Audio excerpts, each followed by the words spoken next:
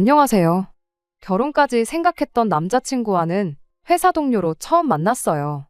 가끔씩은 이 사람이 세상 물정을 잘 모르는 건가 싶을 때가 있긴 했지만 그렇다고 해서 그게 연애하는 동안 문제가 되었던 적은 따로 없었습니다.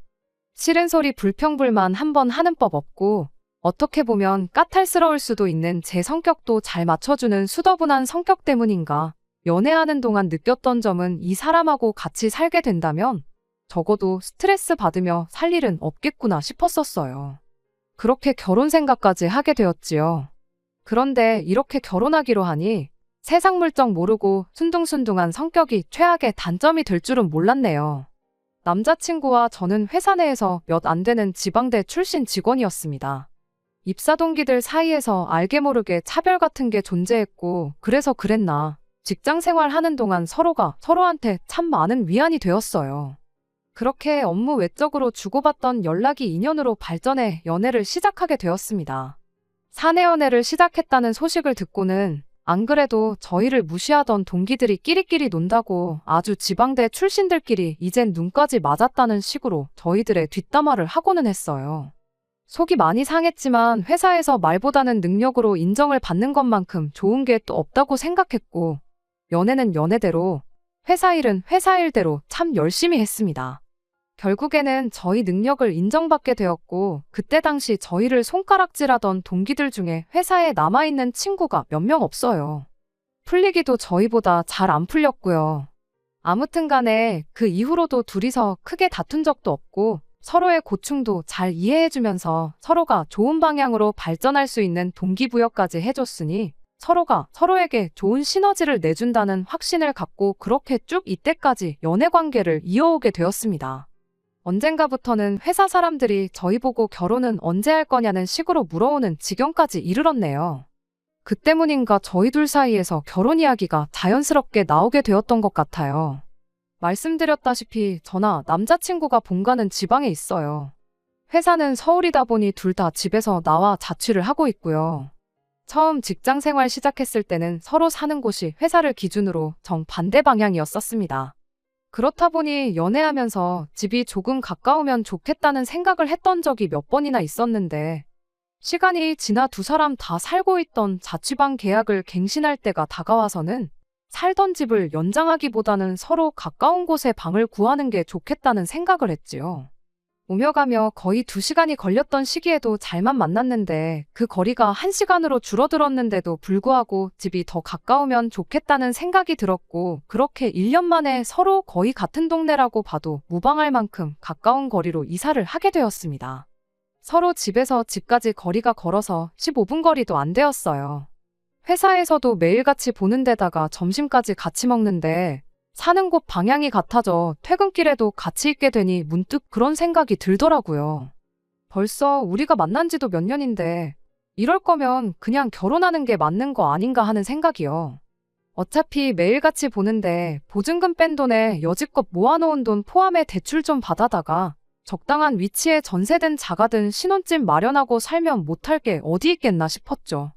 이 생각을 남자친구한테 말해주면서 자연스럽게 결혼 이야기가 오가기 시작했어요. 프로포즈를 받는 게 생략되긴 했지만 남들 하듯이 호텔 하나 빌려다가 명품백 선물하는 그런 청혼. 저한테는 딱히 안 해도 그만이었어서 그런지 그렇게 아쉽지는 않았습니다. 아무튼 연애를 길게 하긴 했지만 결혼은 또 다른 이야기잖아요. 연애하면서는 서로 구태여 말을 하지 않았던 서로의 상황을 그제서야 처음 오픈하게 되었습니다. 서로의 연봉이야 그건 이미 같은 회사 다니고 있다 보니 굳이 궁금할 것도 없었어요. 같은 해에 입사했고 자취하던 집도 저랑 똑같이 월세였는데 남자친구가 모아놓은 돈이 저에 비해서 너무 적었습니다. 데이트할 때도 데이트 비용은 칼같이 절반씩 냈어요. 이따금씩 남자친구가 선물 같은 거 해주는 거 보면 저보다는 손이 조금 크구나 싶긴 했는데 그렇다고 해서 모아놓은 돈이 몇 천만 원이나 차이 날 만큼 큰 선물을 받았던 건 절대 아니거든요.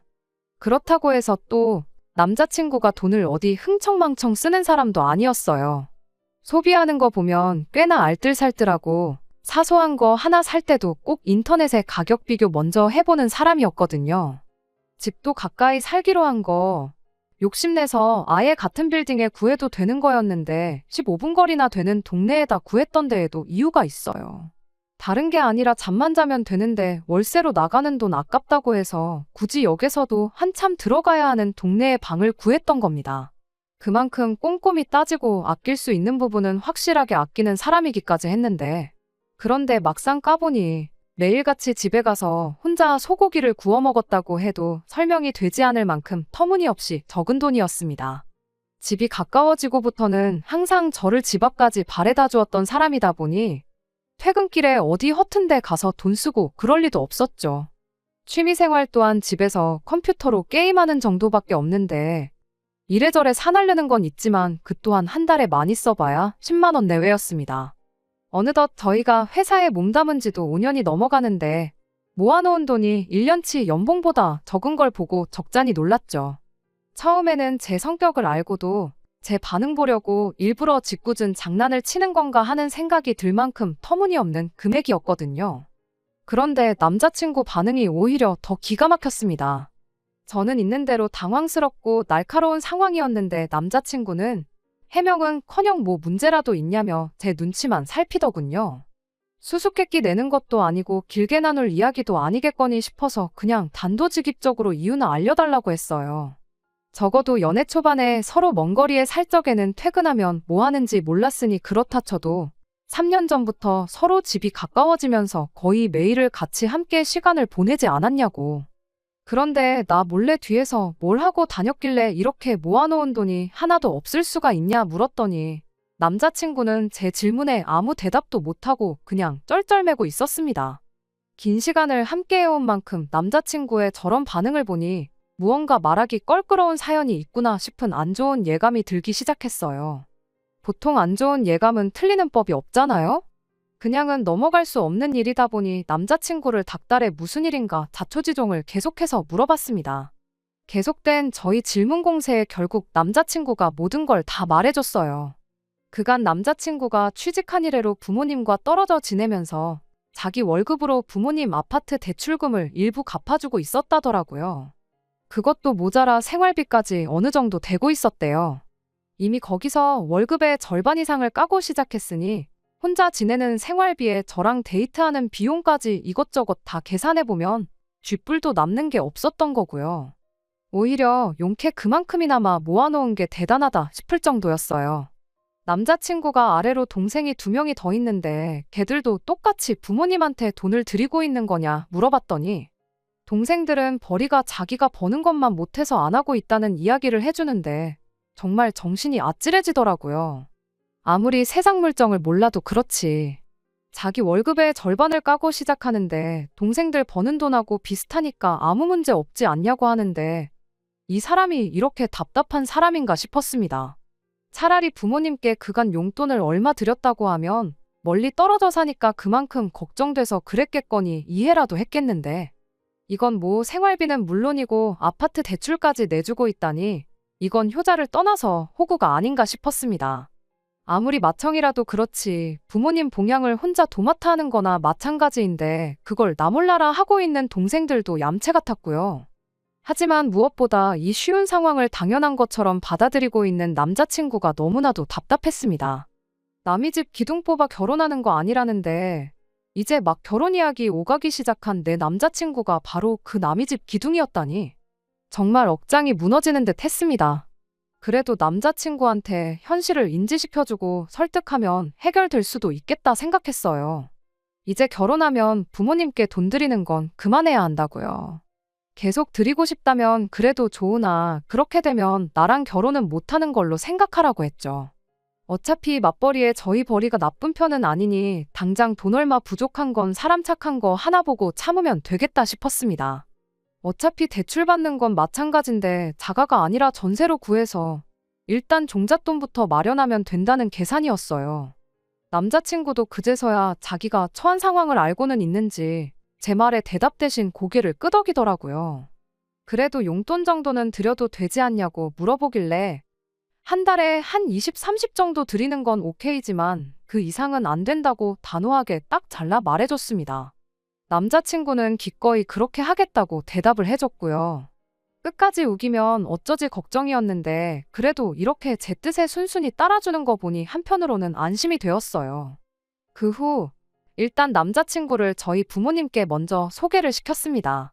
실제로 인사드린 적은 없지만 연애하면서 제가 저희 부모님께 몇 번 이야기를 했었고 사람 자체는 정말 순하고 성실한 사람이기에 저희 부모님께서도 남자친구를 마음에 들어 하셨어요. 저희 집에서 결혼 허락을 받았으니 이제 제가 남자친구 부모님께 인사드리러 갈 차례였습니다. 그런데 남자친구가 이런 이유, 저런 이유를 대면서 인사시키는 나를 미루려고 하더라고요. 쇳불도 당김에 빼랬다고 그걸 미뤄서 뭐 하겠냐고 남자친구를 닥달해 억지로 자리를 만들었습니다.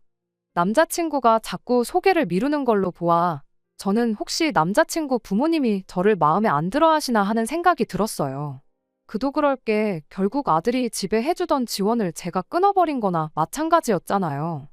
그런데 인사드리러 처음 만난 자리에서 저를 엄청 반겨주시고 잘해주셨어요. 아들한테 말로만 들었다면서 정말 꼭 보고 싶었다고 하시면서 말입니다. 분위기는 더할 나위 없이 좋았는데 유독 남자친구만 좌불안석 안절부절하고 있었습니다. 긴장은 해도 내가 해야 하는 거 아닌가 싶었는데 알고 보니 긴장해서 그랬던 게 아니더라고요. 이야기를 나누다가 어쩌다 보니 생활비에 대한 이야기가 나왔습니다. 벼랑간 남자친구 부모님이 우리 아들이 집에 해주는 돈이 많아 평생 장가 보내기는 글렀다고 생각했는데 우리 아들 데려가줘서 고맙다며 저 같은 며느리를 보는 운 좋은 시부모는 당신들밖에 없을 거라고 하시는 거예요. 남자친구와 이야기했던 것과는 전혀 다른 이야기를 하는 걸 보아하니 그때 딱 깨달았습니다. 남자친구가 저를 집에 인사시키는 걸 미루려고 했던 그 진짜 이유를 말이지요. 부모님이 실망할까봐 그랬던 건지 아예 집에다가는 말조차 꺼내지 않았던 거예요. 상황 파악이 끝나자마자 남자친구한테 맡겨선 평생 가도 말을 안 하겠다 싶어서 제가 대신 입을 열었습니다. 아드님, 그러니까 남자친구가 아직 말을 안 한 것 같은데 결혼 후에는 저희도 신혼집을 구하면서 대출금이 생기고 경제적으로 빠듯해지지 않겠냐고. 그러니 앞으로는 대출금 내드리던 것부터 생활비 보태던 건 못 드리게 될 것 같다고요. 그 말이 끝나기가 무섭게 남자친구 어머니의 표정이 싹 바뀌더라고요. 그거에 대해선 들은 바가 없다며 방금 전까지는 저 같은 며느리를 보게 된 당신들이 운이 좋다고 하던 사람들이 이제는 당신 아들이 뼈 빠지게 벌어서 부모한테 효도하는 것도 못하게 하는 부모 자식 사이 갈라놓는 협잡군 취급을 하더라고요. 지금 저희 두 사람 벌이에 대출 갚고 생활비 내고 하면 못할 것도 없겠지만 그렇게 되면 저금을 하나도 할 수 없다고. 당장 내일 무슨 일이 일어날지도 모르는 세상에 저금 하나 없이 살 수 없지 않냐. 입장 바꿔서 제가 당장 제 월급의 대부분을 저희 집에 보내고 있다면 이 결혼 허락하실 거냐 되물어봤죠. 결혼하면 공동재산이 되는 만큼 공평하고 합리적으로 돈 관리를 해야 하지 않겠냐고. 그런데 한 푼 두 푼도 아니고 벌이의 절반 이상을 부모님께 드리는 건 말도 안 된다고 생각한다고 제 생각을 솔직하게 말했습니다. 충분히 간결하게 말했다고 생각했는데 남자친구 어머니는 네가 무슨 권리로 우리 아들이 버는 돈을 관리를 하려고 드느냐고 따지더라고요. 방금 전까지 결혼 못할 것 같다던 아들 장가 간다고 좋아하시지 않으셨냐고. 그거 보면 어머님 아버님 때문에 아들이 결혼 못할 수도 있겠다고 예상하셨던 거 아니냐. 걱정스러워 하셨던 거 보면 돈도 돈이지만 아들 앞길 생각해 주시는 좋은 분들이신 것 같은데 대충 계산해봐도 남자친구가 취직한 이래로 어머님 아버님께 드린 돈이 1억은 훌쩍 넘을 것 같은데 그 정도면 충분히 할 만큼 한 거 아니겠냐고요. 그러니 이제는 아들 앞길만 생각해 주시고 저희가 아예 땡전 한 푼 안 드리겠다는 게 아니고 남들 하는 것 이상으로 챙겨드릴 테니 저희들 결정을 무조건 나쁘게만 받아들이지 않아주셨음 좋겠다고 했습니다. 하지만 그래도 주던 걸 어떻게 못 주게 하냐고 당장 우리는 어떻게 버티라는 거냐며 그렇게는 안 된다고 우기시더라고요. 결국 그렇게 어머니 먼성이 높아지기 시작하니 옆에서 꼼짝 못하고 있던 남자친구가 자기한테 좋은 해결법이 있다면서 모두 조용히 좀 해보라고 하고는 말도 안 되는 소리를 꺼내기 시작했어요. 자기가 돈을 더 벌어오면 되는 거 아니겠냐며 퇴근하면 대리운전이나 배달 같은 거 하고 주말에는 물류창고 같은 데 가서 일을 더 하겠답니다. 그렇게 돈을 더 벌면 그 돈으로 대출금을 갚아드리면 되는 거 아니겠냐는 겁니다. 아직 내 집도 없는데 투자까지 뛰면서까지 자기 부모 대출금에 생활비를 내주겠다는 게 말이나 되는 일인가 싶었습니다. 그렇다고 형제가 셋인데 그거 다 갚아주고 물려받을 재산 있는 것도 아니고요. 그건 또 무슨 소리냐고 한마디 걸고 넘어졌더니 남자친구 어머니가 당신 아들이 알아서 더 벌어가지고 준다는데 그것도 못하게 하느냐고 저보고 마누라 될 사람이 그 정도 이해심도 없어서 어디다 쓰겠냐고 얼굴에 철판 깔고 나오더군요. 더 길게 생각할 필요도 없겠더라고요.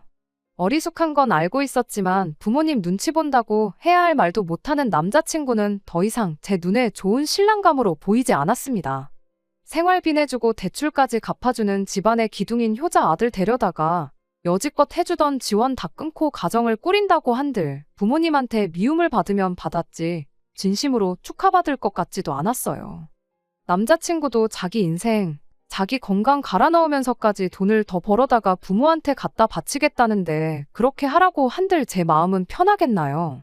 제가 뭐가 아쉬워서 남자친구를 오래 알고 지낸 거지 따지고 보면 그날 처음 본 평생을 본 적도 없는 사람들한테 시작부터 끝까지 미움을 받아야 하는지도 모르겠더라고요. 그리고 퇴근 후에 투잡 뛰고 주말에는 아르바이트해서 돈을 더 벌 거면 저랑 결혼은 왜 하나요? 그냥 강아지나 한 마리 키우고 말지. 강아지는 제 말이라도 잘 듣잖아요.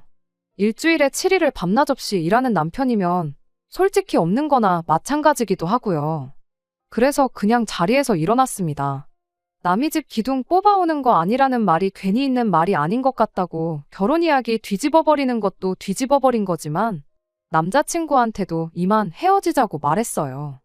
평생 그렇게 가족들 지갑 노릇이나 하라고요.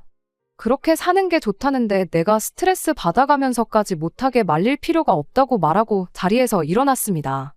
같은 회사를 다니다 보니 보기 싫어도 마주쳐야 해서 불편했는데 남자친구의 마지막 책임감인지 저에 대한 죄책감 때문인지는 몰라도 저한테 이직할 테니 회사에서 마주칠 걱정은 안 해도 된다는 말을 하더라고요.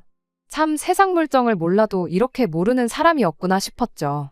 나는 괜찮으니 회사까지 그만두고 그럴 필요 없다고 말했는데도 끝까지 저를 위한 마지막 책임이라니 어쩌니 하면서 결국 회사를 그만두더라고요.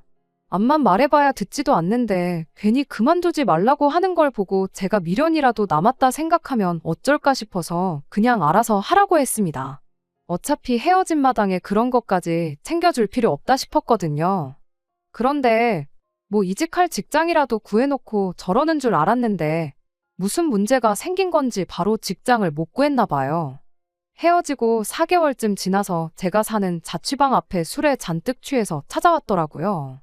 평소에 술은 입에도 안 대던 사람인데 뭔가 싶어서 이야기를 들어봤는데 직장을 못 구해서 수입이 없는 상황인데 부모님들은 멀쩡히 다니던 회사 그만둔 남자친구 잘못이라면서 그나마도 얼마 안 되는 저금이라고 모아놓은 돈을 내놓으라고 했다는 겁니다. 당장 자기는 수입이 없어서 걱정이 돼서 죽겠는데 남자친구 부모님은 그 몇 달을 못 기다려서 얼마 안 되는 자기 돈을 가져가려고 한다고요. 그리고 상황이 이렇게 되니 자기가 자기 인생에 얼마나 큰 부분을 놓아버린 건지 이제야 깨달았다고 하면서 저한테 사과를 하더라고요. 이제 정말 자기는 부모님 안 보고 살아도 되니까 자기를 다시 받아달라고요. 집에다 돈 가져다 바치는 것도 그만둘 것이고 2번 다시 호구 노릇 하지 않겠다고 머리를 바닥에 찌으면서까지 부탁을 하더라고요. 그렇게 오래 연애했고 그동안 정이 많이 들었는데도 안쓰럽지가 않았습니다. 결혼 이야기 오갈 때던 회사 그만둘 필요까지 없다고 제가 이야기했을 때 진작에 들었으면 이럴 일도 없었을 텐데요. 다 자기가 뿌린 씨앗인데 달게 받아야죠. 불쌍하다고 다시 받아줬다가 괜히 또 새 직장 구하자마자 가족들한테 돈 줘야겠다 그럴 수도 있는 노릇이고요. 그래서 안타깝지만 나는 너랑 다시 시작할 생각이 없다. 그리고 술 먹고 이렇게 찾아오는 것도 싫고 우리는 이미 끝난 거니까 2번 다시 찾아오지 말라고 했습니다. 내가 뭐라고 당신하고 당신 부모님, 부모 자식 간의 천륜을 끊어낼 수 있겠냐고.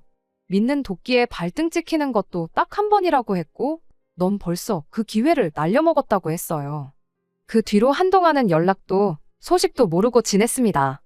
회사에서 남자친구와 친하게 지내던 직원이 남자친구 소식을 들었다며 저한테 말해줬어요. 고향에 돌아가서 그쪽에서 일자리 찾으러 다니면서 아르바이트 하고 있다고 하더라고요. 워낙에 경력이 좋아서 오히려 그쪽에서 새 직장 구하는 게 힘든가 보다 싶더래요. 불쌍하긴 하지만 한편으로는 남자친구를 다시 안 받아주길 잘했다는 생각이 듭니다. 결국에는 가족을 놓지 못해서 안정적인 새로운 직장을 찾는 게 아니라 부모님 당장 생활비랑 대출금 내주기 위해서 고향으로 돌아간 모습을 보면 아직 정신 덜 차린 것 같네요. 그동안 만나온 정에 휩쓸려 받아줬더라면 결국엔 또 어떤 방식으로든 자기 가족들 먹여 살리겠다고 투잡을 뛰겠다느니 내 돈을 빌려서 쓰겠다느니 분명 무슨 일이 있어도 있었을 겁니다. 비록 이렇게 완전히 끝나버리게 되었지만 아무쪼록 언젠간 정신 차리고 이용만 당하고 있다는 걸 깨달았으면 좋겠네요. 부모님이 키워준 은혜 당연히 헤아릴 수 없을 만큼 커다란 것이겠지만 자기 인생까지 갈아서 갚아야 할 정도로 가스라이팅을 당한 모습을 보니 그냥 한편으로는 안쓰럽기도 한 것 같아요. 저랑은 이제 헤어졌으니 제가 더 이상 신경 쓸 일은 아니지만요. 정신 차리면 그만둘 것이고 정신 못 차리면 앞으로도 저렇게 살아가겠죠. 두 번째 사연입니다. 안녕하세요. 날이 점점 추워지는 게 벌써 한 해를 마무리할 때가 다가왔다는 사실이 물씬 느껴지네요. 이제 해가 넘어가면 저도 30살이 돼요. 못해도 30 전에는 결혼을 하고 싶었는데 올해가 2달 남짓 남은 이 상황에 모든 걸 준비 마치고 결혼을 하는 건 불가능하다 싶습니다. 그리고 이 사람과 결혼을 하는 게 맞나 싶은 생각이 들기도 하고요. 그래서 이렇게 다른 분들의 의견이나 조언을 구해보고자 사연을 보내보게 되었습니다. 저보다 3살이 많은 남자친구와 3년 조금 넘게 연애를 했습니다. 제가 연애 2년 차부터는 30 전에는 결혼을 하고 싶다는 말을 했다 보니 남자친구 또한 제가 결혼을 염두에 두고 연애를 하고 있었다는 사실을 알고 있었죠. 남자친구가 저보다 연상이다 보니 결혼 이야기에 부담을 갖거나 하지는 않았던 것 같아요. 그렇게 1년이 지나서 지지난달부터 처음으로 저희 두 사람 사이에서 결혼 이야기가 오가기 시작했습니다. 사실 남자친구에게 30 전에 결혼하고 싶다는 말을 먼저 꺼냈을 때 남자친구가 별다른 반응이 없어서 에라 모르겠다 하고 저희 집에 인사를 먼저 시켰던 적이 있었습니다. 이후로 집안 행사에도 불렀던 적이 몇 번 있었고요. 그때 집안일도 잘 도와드리고 무엇보다 저희 부모님께도 정말 잘했어요. 그 뒤로 저희 부모님께서도 은근 남자친구랑 잘 돼서 결혼하기를 바라시는 것 같더라고요. 아무튼 그렇게 남자친구도 저에게 결혼 이야기를 꺼내게 되었고 이제 천천히 준비해서 못해도 내년 봄에는 식을 올리면 되겠구나 그렇게 생각하고 있었는데 말씀드렸다시피 여기서 다른 분들의 의견을 한번 들어보고 싶어 이렇게 사연을 보내게 되었습니다. 결혼 이야기 나오기 시작하고 얼마 지나지 않아서 남자친구가 난데없이 꺼냈던 이야기가 하나 있었어요. 어머니가 자기 어렸을 적에 고모들과 할머니한테 엄청 시달리고 사느라 고생을 참 많이도 하셨다고요.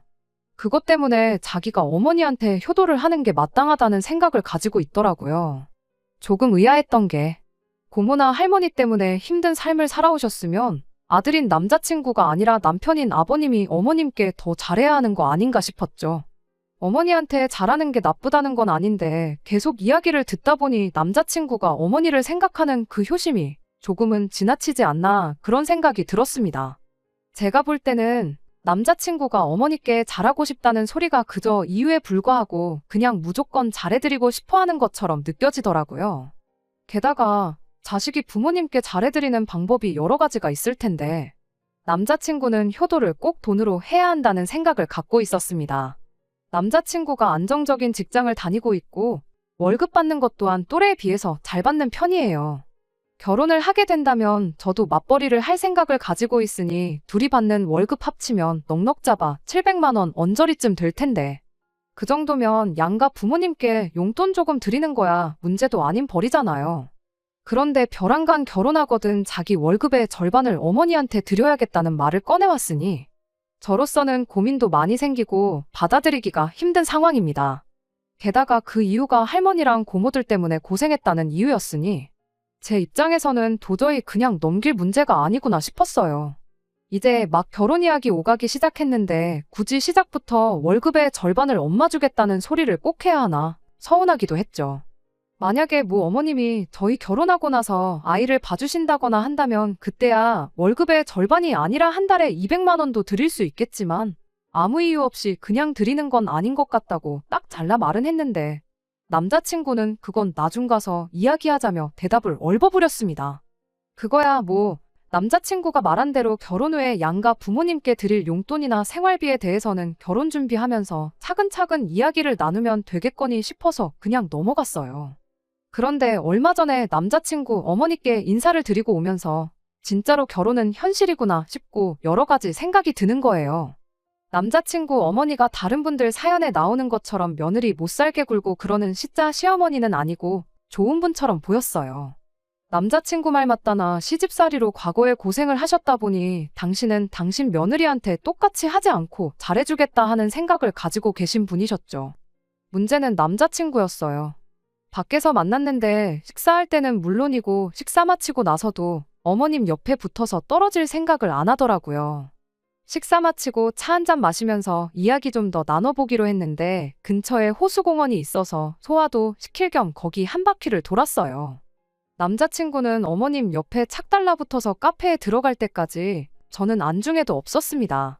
경치가 좋다고 남자친구가 어머님 사진도 찍어드리고 그러는데 저랑은 사진 한 장 같이 찍을 생각이 없어 보이더라고요. 뒷공무니만 쫓아다니다가 멈추면 두 사람 사진 찍어주고 그런 식의 반복이었어요. 카페에서는 거의 어머님과 저 둘이서만 이야기를 나누긴 했는데 찬밥 대우 받던 건 여전했습니다. 커피고 빵이고 남자친구는 어머님 챙겨주는데 정신이 없어 보였거든요. 며칠 지나서 남자친구한테 솔직히 그날 서운했다고 이야기를 꺼냈는데 남자친구는 거기다 대고 한다는 소리가 제가 어머님을 불편해하는 게 눈에 보여서 그랬던 거라고 오히려 제가 마음 편하도록 자기가 도와준 거 아니겠냐며 저를 배려해줬다는 식으로 화를 내더라고요. 한 번은 데이트하다 말고 남자친구가 그냥 집으로 가버린 적도 있었어요. 같이 순대를 먹고 있었는데 갑자기 여기 엄청 맛집인 것 같다고 어머니가 순대를 엄청 좋아하시는데 이거 포장해 가면 엄청 좋아하시겠다며 밥 먹고 그냥 집에 돌아가 버렸습니다. 밥 먹고 나서 영화표 2장 미리 예매해둔 게 있는데 영화는 나중에 봐도 되는 거 아니겠냐면서 순대 싸들고 집에 돌아가는데 이게 다 무슨 일인가 싶었죠. 지난 3년간 연애하는 동안 남자친구가 이토록 효자인 줄은 몰랐거든요. 저보다 엄마가 더 우선이라는 느낌을 받은 적이 한 번도 없었는데 결혼 이야기 나오고부터 유독 심해졌다는 생각이 들었습니다.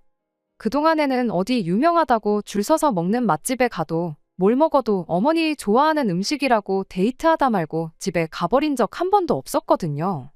아예 어머니가 좋아하는 음식 이야기를 제 앞에서 꺼낸 적이 없던 사람이에요. 저 정도 효심이 깊은 사람이었다면 지난 3년간 이런 모습을 보여줬어도 못해도 한 번은 보여줬을 텐데 싶더라고요. 그러다 지난주에 지나가는 소리로 남자친구한테 장난삼아 한마디 했던 말이 있어요. 같이 핸드폰으로 유튜브 보다가 짧게 편집해놓은 TV 프로그램을 보던 중 고부간의 갈등에 관한 영상을 하나 봤거든요. 그거 다 보고 나서 남자친구한테 어머니랑 나랑 둘 사이에 나중에 문제가 생기면 오빠는 누구 편을 들어줄 거냐고 장난삼아 물어봤는데 남자친구는 정말 단 1초의 고민도 하지 않고 당연히 엄마 편을 드는 게 맞지 않냐는 대답을 하더군요. 어머니가 앞으로 살아봐야 얼마나 더 사시겠냐고 돌아가시기 전까지는 아들은 무조건 엄마 편을 들어줘야 한다고 하는데 참 그 말이 자기가 했던 말이랑 정반대의 소리인 건 모르나 싶었습니다. 왜? 어머님이 할머니랑 고모들 때문에 고생하셨다잖아요. 거기서 아버님이 어머님 편 제대로 한번 들어줬다면 그나마 고생은 덜 하셨을 거 아니겠나요?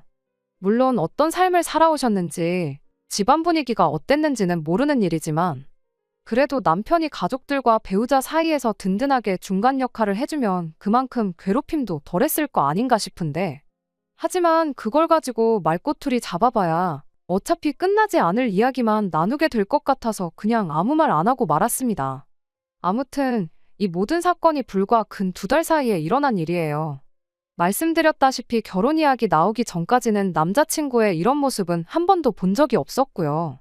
처음에는 이해해보려고 생각했는데 이런 일이 계속해서 반복되니 저는 남자친구한테 무조건 엄마 다음일 거라는 그 느낌이 머릿속에서 사라지지가 않네요.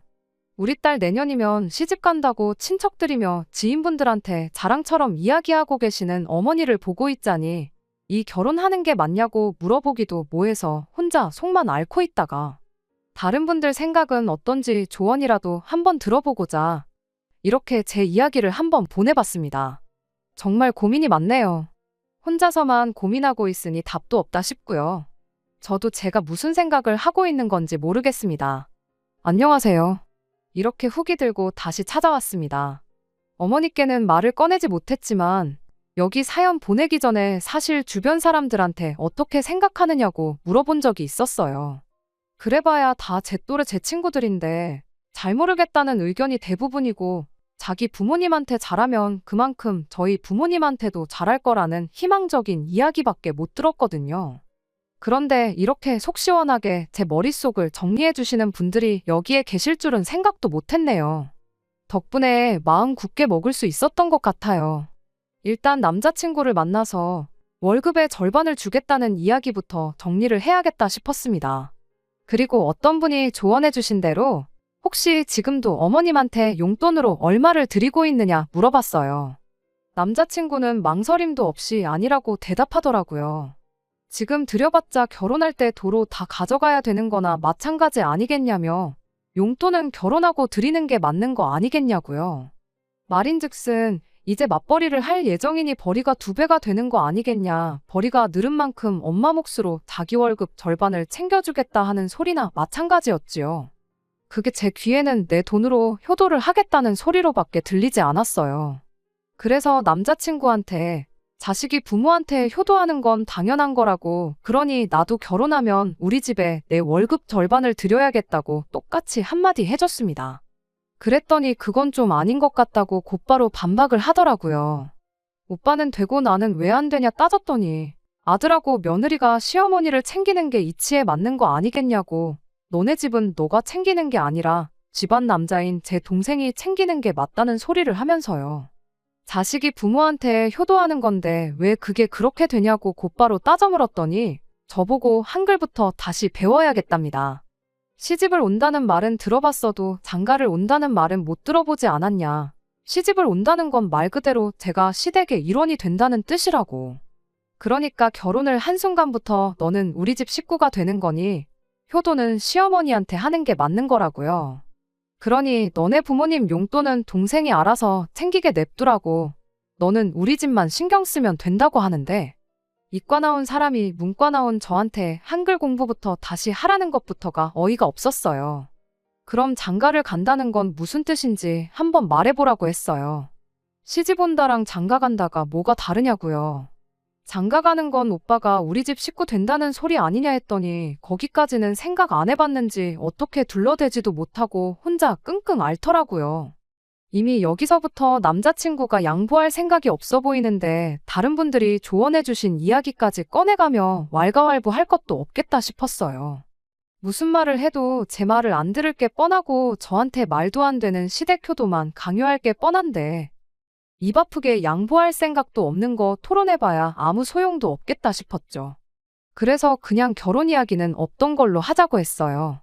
피땀 흘려 벌어가지고 우리 집에 한 푼도 못 주고 오빠 집에만 퍼줄 생각은 추호도 없다고요. 그랬더니 대답 못하고 끙끙 앓던 남자친구가 잘 걸렸다 하고 말꼬투리를 잡더라고요. 누가 네 돈도 엄마한테 준다고 했냐고. 내가 번 돈 드린다는데 뭐가 문제냐고 곧바로 따지고 들대요. 그래서 제가 남자친구한테 한마디 했어요. 이과 나왔다고 국어 실력이 나보다 형편없는 건 이해하겠는데 이제 보니 문과 나온 나보다 계산도 똑바로 못하는 것 같다고요. 이날이 때껏 엄마한테 돈 한 푼 준 적 없던 사람이 결혼하고 나면 월급의 절반을 퍼주겠다는데 그게 내 돈으로 주겠다는 소리랑 똑같은 거지 뭐가 다른지 진짜 몰라서 그러는 거냐고 한마디 했습니다. 진작부터 드리고 있었다면 내가 드리던 걸 못 드리게 할 수는 없으니 생각이라도 해봤겠다고. 그런데 보니까 그런 것도 아니고 양가에 똑같이 드리자는 것도 아니고 지네 집만 챙기겠다는데 그런 이기적인 사람하고 결혼해서 무슨 좋은 꼴을 보겠냐. 그냥 결혼은 없던 일로 하자고 한마디 더 쏘아붙였습니다. 그랬더니 너 지금 돈 얼마 때문에 파혼하겠다고 하는 거냐며 입에 개거품을 물대요. 그러더니 용돈 문제는 그럼 나중에 다시 이야기하자고 은근슬쩍 화제를 돌리려고 하더라고요. 뭘 다시 이야기하긴 다시 이야기하냐고. 지금 당장 안 드리겠다고 해도 그 말 안 믿을 거고 결혼할 때 되니까 그동안 못했던 효도가 하고 싶은가 본데 그냥 결혼 없던 일로 할 테니 그 마음 변치 말고 이제부터라도 어머니한테 최선을 다해서 효도하라고 한마디 해주고 자리에서 일어났습니다. 그리고 남자친구한테 마지막으로 조언 한마디 해줬어요. 나 다음에 만날 여자한테는 다른 것보다 결혼하거든 월급의 절반은 시댁 몫이 될 테니 그리 알라고 결혼 이야기 나오기 전에 미리 말해주라고 했어요. 안 그러면 또 연애한다고 시간은 시간대로 날리고 결혼 목전에 가서 똑같이 파혼당할 거라고요. 오빠 남은 인생에 평생 도움될 꿀팁이니까 좋은 거 배웠다고 생각하고 지금 먹은 밥값 대신 내주고 퉁치라고 했습니다. 그 말 하기 무섭게 직원분한테 계산은 저 사람이 해줄 거라고 말하고 가게 밖으로 뛰쳐나왔네요. 계산하는데 시간이 걸려서 그런지 남자친구가 저를 쫓아오지는 않았고 대신 그날 하루 종일 전화기에 불이 나도록 전화를 해댔어요. 계속 씹고 있다가 밤10시가 돼서 걸려온 전화를 받았습니다. 밥 먹다 말고 파혼당하니까 실감이 났는지 그제서야 저한테 사과를 하더라고요. 그러면서 한다는 소리가 그러면 너가 벌어온 월급의 절반은 너네 집에 드리는 걸로 하겠다네요. 어차피 싹싹 빌어도 다시 받아줄 생각은 없었고 전화를 받은 이유도 이제 잘 거니까 전화하지 말라고 한마디 해주려고 받은 거였는데 어떻게든 엄마한테 자기 월급 절반 퍼주고 싶어서 저러는 거 보고 있으니 더 이야기 나눌 것도 없이 파혼하자고 한 게 정말 잘했다는 생각이 들었습니다. 아직도 자기가 왜 파혼당했는지 이유도 모르고 있냐고. 이젠 어머니한테 돈을 퍼주고 그런 걸 떠나서 이해력도 딸리고 멍청하기까지 한 사람하고는 결혼 생각 없다고. 제발 연락하지 말고 시집와서 시댁 귀신으로 살다가 죽을 사람 새로 찾아서 결혼하라 말하고 전화 끊어버렸어요. 그렇게 남자친구하고는 결혼 이야기도 없던 일이 되었고 영원히 모르는 사람으로 지내게 되었네요. 하고 싶은 말 다 해서 속은 후련했지만 그래도 결혼까지 생각한 데다가 3년이라는 긴 시간을 함께했던 사람이다 보니 솔직히 아쉬운 마음이 안 든다고 하면 그건 거짓말일 거예요. 하지만 이 결정이 후회가 되지는 않습니다. 어떤 분이 해주셨던 말 맞다나 남의 집 기둥 뽑아서 결혼하는 거 아니라는데 여러분들이 해주신 조언 무시하고 결혼했다면 아마 제 남은 평생을 후회하면서 살았을 테니까요. 왜 결혼하고 나서 효자가 되고 싶어 저렇게 안달들일까요? 죽었다 깨나도 그것만큼은 왜 그런지 그 이유를 모를 것 같아요. 사실 알고 싶지도 않고요. 아무쪼록 남자친구가 이제부터라도 어머니께 진정한 효도를 해주고 평생 그렇게 엄마 곁만 지키다가 혼자서 늙어갔으면 좋겠네요. 끝까지 들어주셔서 감사합니다. 오늘의 사연은 여기까지입니다. 구독과 좋아요, 알람 설정 부탁드리고 더 좋은 사연으로 다시 찾아뵙겠습니다. 감사합니다.